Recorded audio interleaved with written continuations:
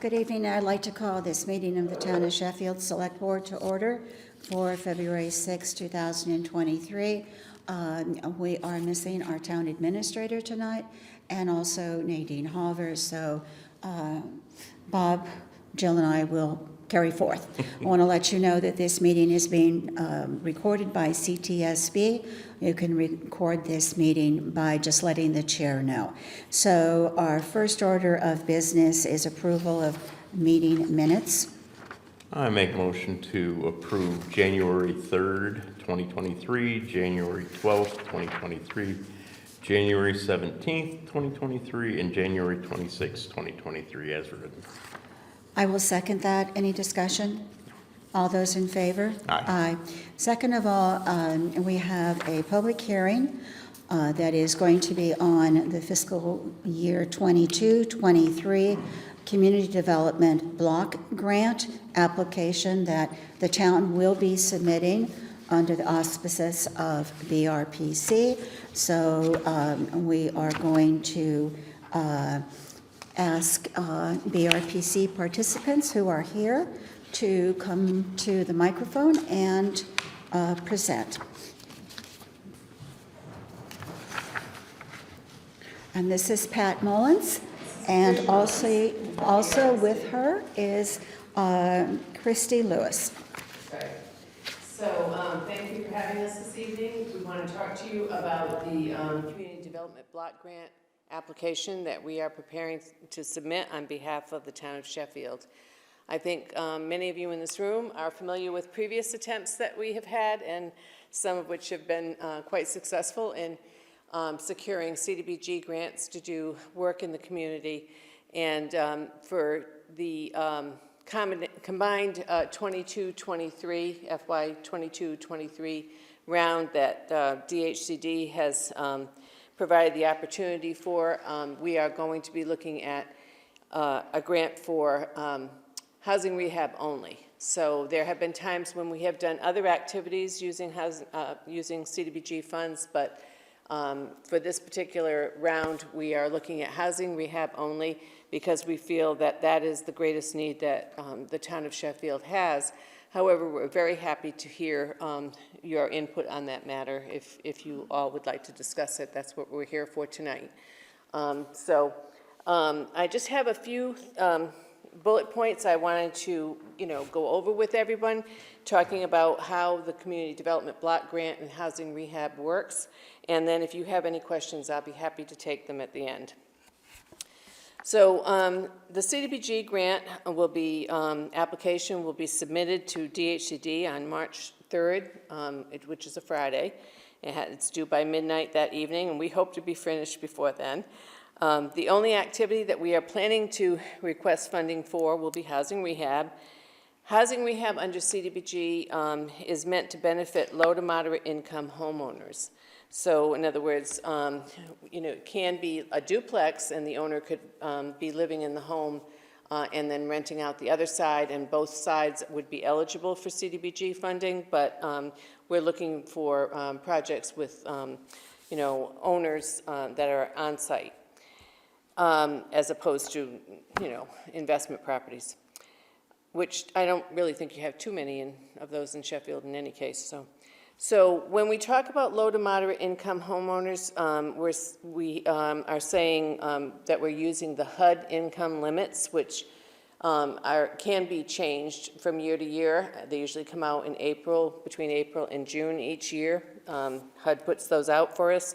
And just as an example, if it's a single person living in their own home, the upper income for that eligibility for this program would be $52,750. If it's a family of 4 living in their own home and they're looking for funding under this program, the combined household income can't be more than $75,300. But as you can see, that is that's a moderate income. So these are the folks that we are hoping to help with this program. When we take the applications and determine eligibility, each of the projects has a $40,000 cap. Occasionally, the projects will go over, and we have to get permission from the funding agency. DHCD in order to do anything more than 40,000, but that's the average cost of the project. Some are a little bit more, some are a little bit less. We're planning to do 15 projects, and that can be roof, windows, siding, electrical upgrades, plumbing, septic systems, etc. Nowadays, especially since COVID, we've had a lot of difficulty with supply chain, materials not being available, and certainly when they are available, it takes much longer to get them on site. And we are seeing costs running a little bit higher. So we are applying for $762,000. We're hoping to get 15 projects. It might end up being 13, and some of them might be more expensive, or on the other hand, we might have a lot of folks that don't need a whole lot done, and we might get 17 projects. But that's how we calculate the budget is, we use that 40,000 and go from there. We expect the projects to be completed over an implementation period of 24 months. That represents a longer length of time that DHCD is providing for this grant, at least. In the past, it's been 18 months, and we have had to had successive extensions because, especially with COVID, but even prior to that, we don't have very many contractors in this area, and it's very slow going for us in order to get these housing rehab projects done. But the need is there regardless, and so we just have to keep chipping away at it. We want you to know that the comments that any of you all have, you can either provide to me now, or you can provide them by calling the town and leaving a message, or calling us and leaving a message, and we're going to give you that contact information. But you can also send us an email, or give us a call up until around, actually February, not around, but up until February 21st. So at that point, we hope to have all the comments from the public, and if you, in that way, we'll be able to consider what your comments are as we are doing our final draft of the grant, because it does have to be in by March 3rd. So that gives us about, a little over a week to incorporate your thoughts. So any resident from Sheffield is welcome to contact Christy Lewis. This is my colleague, Christy, right here. You can do that by email, and her email is clewis@berkshireplanning.org. We have a few of these papers, and we'll leave them here for you if you are interested. You can also call her at and give her any information you'd like to share with her at 413-442-1521, extension 23. She can provide additional information, and very importantly, she can also take the name and address of anyone who would like to be on the list as an interested party for this program, should we be successful and get the grant funding. It's always helpful to be able to demonstrate that people in the community are actually want the program to continue. So we also want to encourage any licensed Massachusetts contractors, home improvement contractors, septic installers, plumbers, electrical contractors. We need all of you guys in this program. And if anybody knows anybody that does that kind of work and would like to spread the word, just let them know that they can give Christy a call, and she'll send them out a package and let them know what they need to do to be qualified to be contractors and bid on the projects in this program.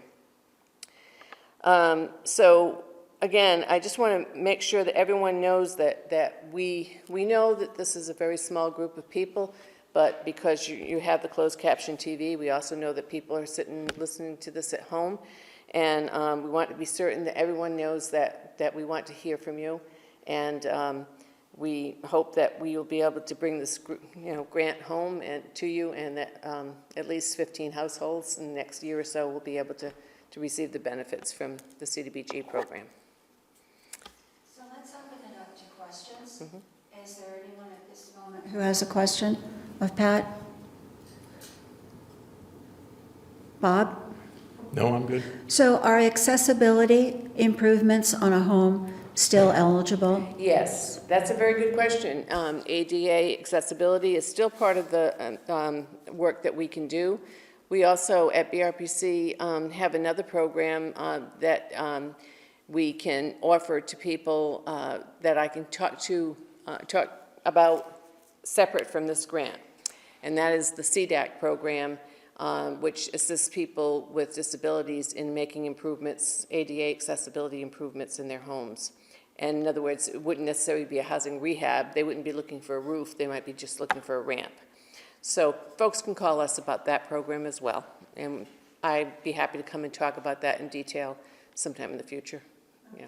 If someone has applied for and received a grant in the past, are they eligible to apply again? Yes, they are.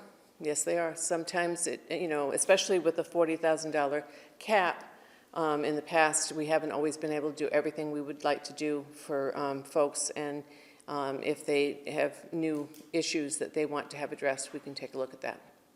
Yeah. Has that given rise to any questions from anyone? All right. I think, Bob, with your consent, since this is a public hearing and we opened it, we need to close it. We need to close. But I would like to close it with the proviso that comments can be received through February 21st, and that we consider putting the contact information on our website under news. That would be a good idea. So Yep. I'll make a motion. Second. Okay. Pat, will that do?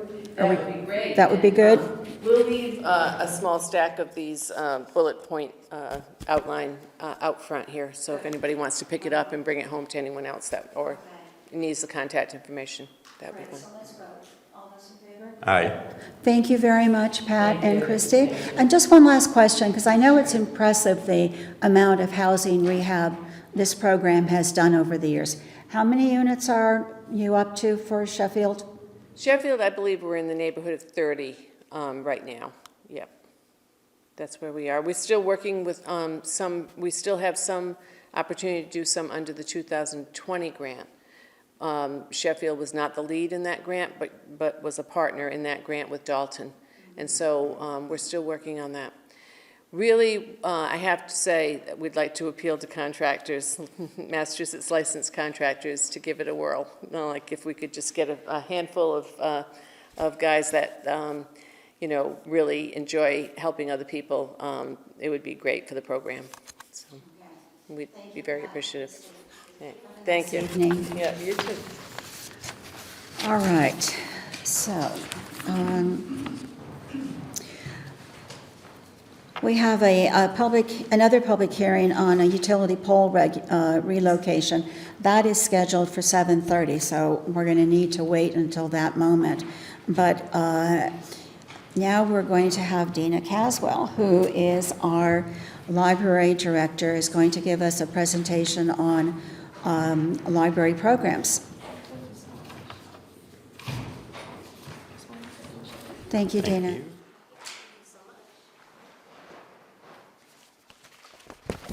Hi, thank you. As Renee mentioned, I'm Dina Caswell. I am the library director at our Bushnell Sage Library across the street. Thank you for having me. I wanted to update you all on really the fantastic work that's being done by your library. And yes, so as an update, so as we had mentioned, libraries in general really took a hit during the pandemic, and we have adapted. I'm so happy to share with you some of the statistics that we've seen over the past few years. So we closed to the public for health concerns. We've reopened to the public in March 2021, returned to our regular hours June 2021. From 2021 to 2022, our foot traffic has increased 93%. So we saw almost 11,000 people come through our doors in 2021. In 2022, nearly 22,000 people. Circulation prior to the pandemic had been trending downwards. We know that people are moving towards ebooks, moving towards other resources. We saw kind of our lowest circulation numbers in 2020, which was to be expected. It was a lot of tricky times. But I'm very happy to report that from 2020 to 2022, we have seen a 75% increase in overall circulation, 41% from 2020 to 2021, 24 from 21 to 22. So we were seeing 35,845 items checked out in Sheffield. For our cardholders, that is an average of 27.36 checkouts per cardholder. That is the highest ratio of South County libraries. So people in Sheffield are reading and using the library, which is fantastic. We knew that digital circulation would have an impact. We saw that as well. So in 2020, we circulated nearly 4,000 digital items. So those are ebooks, electronic audiobooks, digital magazines. In 2022, it was 6,572 items. That is an increase of 65%. We have 1,310 cardholders in Sheffield. It's about a third to half of town. We would love to get those numbers up. So every Sheffield resident, taxpayer, someone who goes to school here is eligible for a free library card to just come in and visit the library and get that free card. So we invite people to come in and get their library cards, make use of this. We issued 113 new cards in 2021 and 126 new cards in 2022. And so that's kind of one of the basic things that people think of when they think of libraries. Who's coming in, who's checking out books? The Bushnell Sage Library is more than just books and checkouts. One of the areas where we really took a hit was programming during the pandemic. We wanted to be sure that we were offering things that were as safe for people to attend as possible. We're very happy to report that we have seen a 52% increase in our program attendance. Let's see, in 2021, we ran 210 programs in total with 1,952 attendees. In 2022, we ran 388 programs with 2,974 attendees. If we look at the infographic that I had created for everyone, we can just see increases in all of our programming. So overall programs, adult programs, one of the biggest increases is in the all ages programs that we have started to run. So programs that families can attend. So, from the youngest people to our senior citizens, programs that everyone could attend. It makes me think of one of our summer reading programs. We had wingmasters come on site to our property and do a live birds of prey demonstration. We saw a wide age range for that. It was really fantastic. So some of our program highlights from this past year include our literary seminar series with Mark Scarborough, our summer reading tie-dye party, the art wall and youth art wall receptions that we host, local author visits and signings, the return of some of our regular programs. So we're just very excited for the library to be open and thriving and inviting people in. I'm most excited to point out the partnership section of this infographic. So these are all of the community groups that the library works with to develop programs and services. So we work with Sheffield Saves, a local conservation group. We've partnered with them on the art swap cabinet that we have on our lower level, the repair cafe that was hosted at the town park last year. It will be hosted at the library this year. They have a rotating conservation display in our lobby. But we work with the Southern Berkshire Child Care Program on twice monthly story times, Railroad Street Youth Project with their Q Club and a bookworm apprenticeship that we've run, the Farmers Market, South Berkshire Kids, the Southern Berkshire Public Health Collaborative, Berkshire Harm Reduction, the Sheffield Historical Society, the Sheffield Farmers Market. So we're always looking for opportunities to work with our colleagues in town and to really show people that this library is more than just books. We know that not everyone is a reader, but we do encourage everyone to use the library because there's something for everyone. We have amazing services beyond just the books that we offer. Our Friends group is a fantastic organization that does a lot of fundraising for us to make possible some of these extra things. So we are able to offer a digital subscription to the New York Times for people not only within the library, but remotely, and that's funded by the Friends. The Friends fund over a dozen museum passes to local organizations. We have public computers, a copier, a fax machine, rotating public art displays with our main adult art wall and our youth art wall. And then our Library of Things. So I talked about the museum passes. The Library of Things also has Wi-Fi hotspots, a telescope, a microscope, puzzles, board games, and most excitingly, I was very happy to work with Renee on bringing in the grit chair that Renee had that's grant funded, that now lives at our library. And we're just very excited to have worked with Renee and the town to be able to implement this and make this service available to people who need that extra accessibility, and to continue to work with Renee and the town on those extra items. So the staff of the library has a staff of 8. We have 3 full-time people, 5 part-timers, and I can just share that, especially with the changes of the pandemic, this is a staff that really goes above and beyond to go beyond their job responsibilities. If someone needs a service, if there's something that we can provide, our staff is there to be helpful, that we want people to feel welcomed at the library, to know the library is theirs, that this is a public place, free of charge, where if you're a card holder or not, you're still welcome in our building. You're welcome to stay warm, to stay cool, to grab a drink of water, to see our art, to see our displays, and we're just very happy to provide that service to the town. We also take a lot of pride in our library building and grounds, so we work with Rhonda and Town Hall to kind of update on any issues that we're seeing in and out of the building. We're really thankful to our gardener, William, who is funded by the Friends, who makes our gardens at the library look so lovely. We try to be good neighbors to the families and homes that share our driveway and toward the marketplace next door. Even something as simple as our parking lot is another opportunity for us to build partnerships and be accessible to the community. So we have 24/7 Wi-Fi access in the library parking lot. And so if you ever drive by and see a car in our lot, it's likely because someone in the community needed Wi-Fi. We're there for them. We share our parking lot with the marketplace, so the marketplace has extra places to park. And it also allows us to host events like the Arbor Day and Earth Day Festival that's run by the Land Trust and the Tree Project, pop-up vaccinations, and our drive-through buses. Our work with Berkshire Harm Reduction is all possible because of our really quite beautiful grounds. And so we take our responsibility to this town very seriously. We do our best to responsibly spend funds. And I'm excited to tell you about our big project for the spring, which is Crossroads, Change in Rural America. So the traveling Smithsonian exhibit, Crossroads, Change in Rural America, arrives in Sheffield Sunday, March 26th. This exhibit will be hosted in the program room of the library through Saturday, May 6th. Bushnell Sage Library is one of only 6 host sites chosen in the state of Massachusetts as this exhibit tours the state. We're the site furthest west, and we are the only host site in the Berkshires.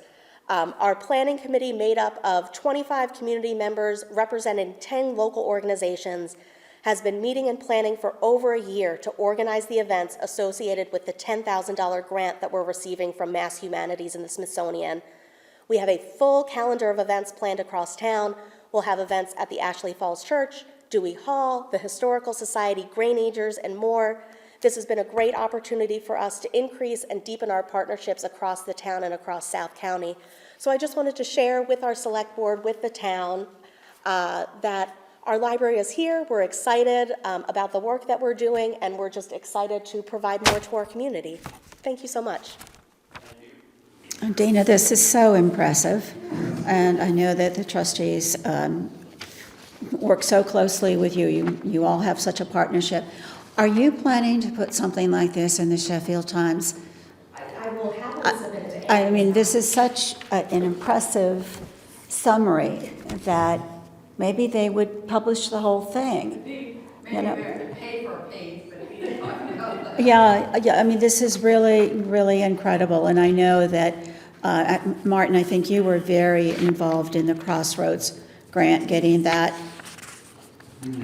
Yeah, that was about, what, a year and a half ago that you were putting in for that? So to see that finally coming is incredible, and I know that we worked so closely last week, I think, on Wednesday and whatever it was, or maybe it was the week before, to do our grit chair, and that was both very exciting and very emotionally touching.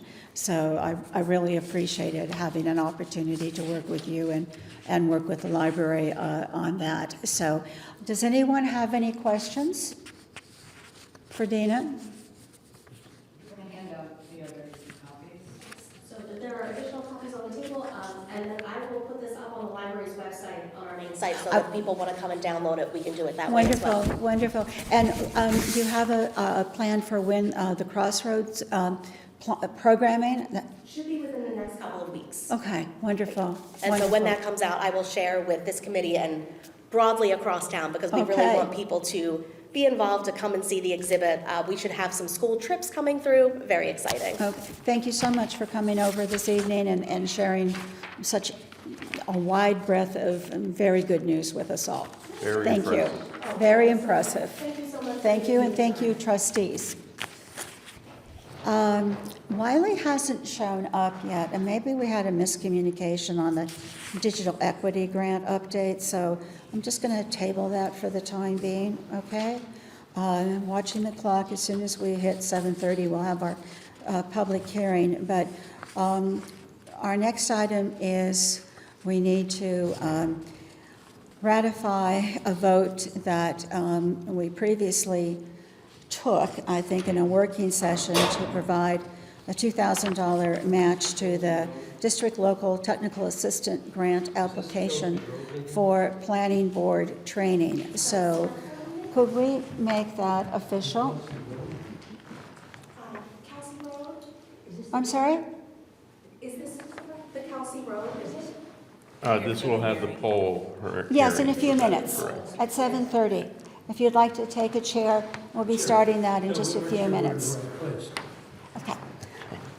So, Bob?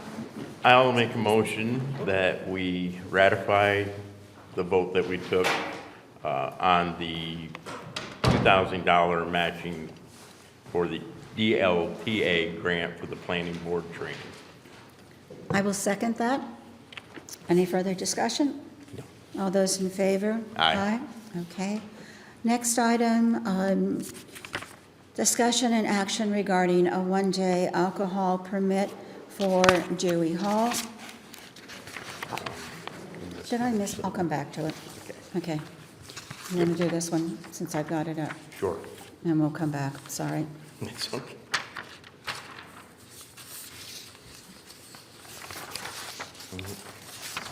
Okay, I got it. I just had to dig Okay. down for it.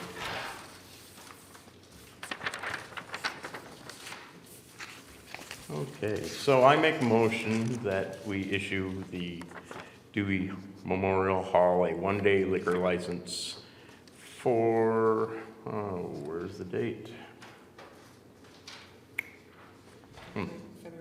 February 24th, Okay. 2023.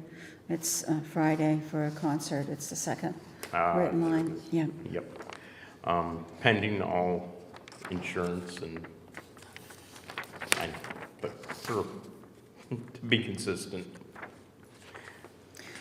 Okay, so we're taking up the one-day alcohol permit for Dewey Hall for the concert for February 24th, 2023. I would second your motion.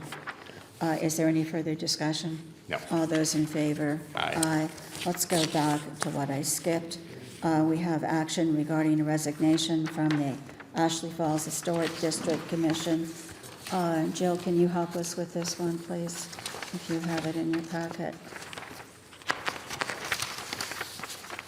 The board received a letter from Sally McKenzie resigning from the Ashley Falls Historic District Commission effective immediately. I'll make a motion that we accept her letter of resignation and offer a letter of appreciation, thanks for serving. Okay, I will second that. Is there any further discussion? No. All those in favor? Aye. All right, let's go back and pick up that one more item. An application for permit from Edward W. Smith doing Ed Valentine for an event at Dewey Hall on 2/18/23. I'll make a motion that we issue the permit pending insurance and for the application. Okay, I would second that. Any further discussion? No. All those in favor? Aye. Aye, okay. I just have just about 2 more minutes. The hearing was scheduled for 7:30, so we officially have to wait for that time. So what we're going to try and, we're good? All right. So we have a hearing that we're going to hold now on, public hearing on a utility pole relocation on Kelsey Road. I'm going to open that hearing, and Steve, if you would like to come to the podium and introduce yourself for National Grid and give us the details.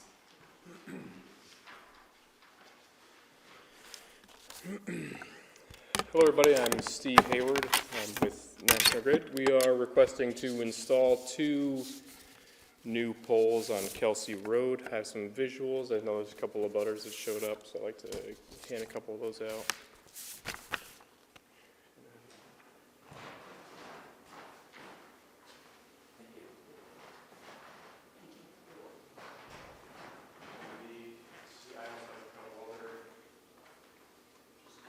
Okay, we didn't get that. Thank you, Jill. I'll make sure.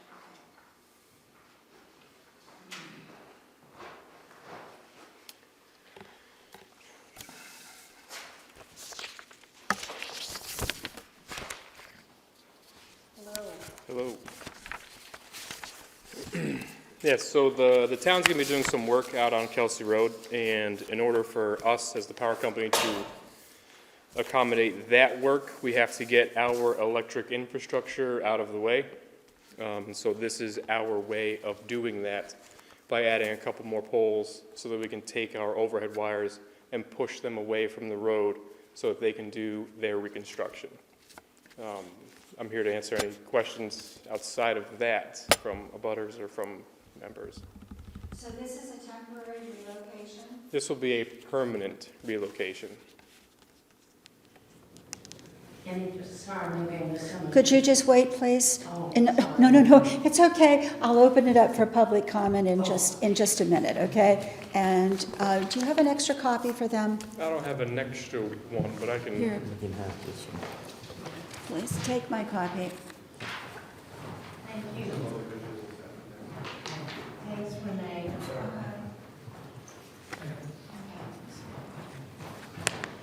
So again, this is due to the bridge, the work that's being done in that area. And I think the town has got some sort of a grant, don't we, Jill? Small bridge and mass. Small bridge and a Mass Works grant. All right, so you're taking out 2 and you're putting 2 new in? Negative. No. Would you We do are- it again for me, please? Yep, sure. So we are adding 2 more poles to our system. All the poles that are existing will stay. So why are you adding them? This isn't a really high traffic area for, Right, so where the roadway is, our electric lines are close to that roadway, and the way that this is gonna be set up is those electric lines are gonna be pushed on the other side, far away from the roadway, so that when they have their big heavy machinery, their stuff doesn't hit our electric wires. Right. Bob, do you have any questions? The reason for leaving the 2 that sound like they won't be in use? Right, so the one really that could be seen that way is, it's an existing pole 18. It's on the first picture you can see there, I call that 18-84. That pole has to stay, just because of the way that those forces are gonna act on our new pole 18. It's actually gonna wanna pull the pole over, and we use certain supports in order to make sure that doesn't happen. So that's what that existing 18 is going to do. It's going to make sure that pole doesn't fall over in the road or on any machinery and stuff. So on this diagram, there's a red circle with a line through it. Are those, what's with those poles? And then there's circles with a half covered with red. Yep. It's hard to read on the green. So could you just go through those poles? Yep, so starting from left to right, you have pole 20, pole 19, and then in that same diagram, there, the pole 18-84, pole 17. Those are all existing poles as they are today. The ones that have the kind of the half shaded in pink, pole 18 and pole 17-50, those are those new proposals. Okay, but you're leaving the existing poles and you're using them because they have to be there to support the wires on the new poles?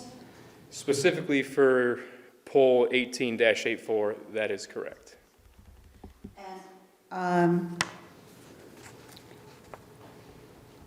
What poles then are being adjusted to make sure that no one electrocutes themselves when they do the work on the bridge or Those are in gonna- that area? Yep, so those are gonna be those new poles, the ones that are half shaded. That's gonna be pole 18 and pole 17-50. It's gonna move those wires far out from the roadway. Okay, I think I finally understand it. So, Bob, do you have any additional questions? No. So let me open it up. If anyone in the public has a question, I'd like you to go to the microphone. This microphone isn't really for this room, it's for CTSB viewers. Please state your name and where you live, and then ask your question, and we'll have Steve answer it. My name is Emily Fisher. I live at 517 Kelsey Road. And my question is, when are they going to do the bridge construction? And can you describe what the road, what do they call it, reconstruction is going to amount to? So Steve, if you can come back up and answer as much as you know. Right, so I cannot answer the reconstruction timeline or process. I know, the only thing that I know is that the town is waiting to put it out to bid until the utilities have moved. Okay. I think, Because Jill, it appeared that last spring, they were about to start the work on the bridge because they set up all kinds of road things, and then it disappeared. So I didn't know whether the project was still alive. oh, it's very much alive. Jill, can you help us here? They hope to get the bid out by April. So, Ms. Fisher, there's been a lot of pre-work done with, this is under BSC Group, Jill? Yes. So with our engineering partner, BSC Group, the bid, they hope to have out in April, by April, and that bid will be to ask for construction bids to actually do the work. So, correct me here, but I think they're hoping to start this by this summer. I can't answer. I can't answer that, but I know the bid is, they hope to have it out by April. So if you wish, at the end of the meeting, I'll get your phone number, and we can keep you updated. Thank you. Okay? George? George Owen, Foley Road. What bridge are you talking about? There's two bridges on Kelsey Road. The one that's closer to Under Mountain Road. Oh, it's a drive road, okay.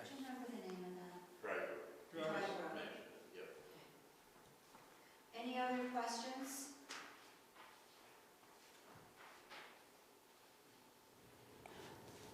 Okay, Bob, could we have a I'll make a motion to motion to close close this? the public hearing. Okay, we have a motion to close the public hearing. I just want to let everybody know that once the public hearing is closed, it means you just can't ask any more questions at this time. It doesn't mean you're prevented from asking questions going forward, but after the public hearing is closed, we will take action on this matter. All right, so if you have any other questions, please let us know at this moment, because we will take action on this request on the polls. Renee, can I leave my phone number with you as well? I'm sorry? Can I leave my phone number Yes, just wait till after the meeting. Okay. All right, so we have a motion to close. I will second that. All those in favor? Aye. Aye. Okay, Bob, what would you like to do? Well, I'll make a motion that we approve the 2 poles, additional poles on Kelsey Road for the installation of the bridge work. I will second that. Is there any further discussion? No. All those in favor? Aye. Aye. Jill, do we have to sign anything tonight? Not tonight, Nothing? No.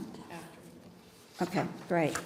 All right, let's move on. I think that is our last, so we'll get the paperwork to you. Okay, thank you very much. Thank you all very much. Okay, so our next item is board member items. I Bob? have nothing. Okay, I just have one. I just want to let everybody know that nomination papers for the May 8th annual town election are now available.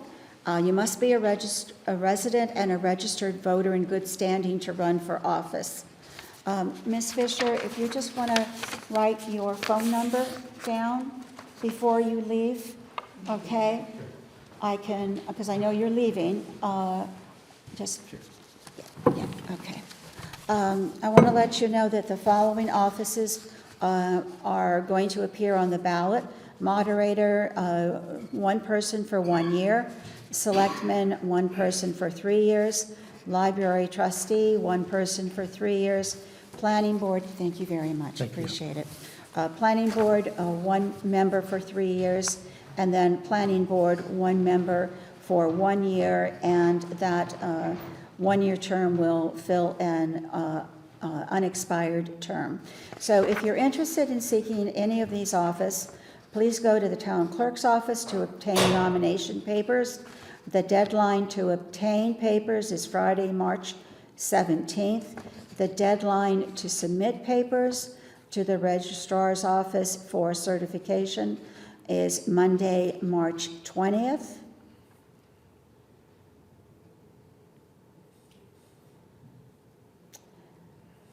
And for those who have doubts, the deadline to withdraw or object, I'm not quite sure what that word means there.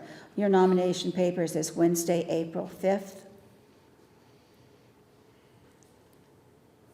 All right, I'm sure we'll have more information on this, but I just wanted to give kind of a early alert. That's it for me. We have assistant town administrator items. Anything, Joe? No. Public comments, anyone? George? Yeah, George Lane. On behalf of the planning board, I want to thank you all for approving the grant training. Well, thank you, George. Now, we haven't got it yet, but I've got my fingers crossed, but thank you very much.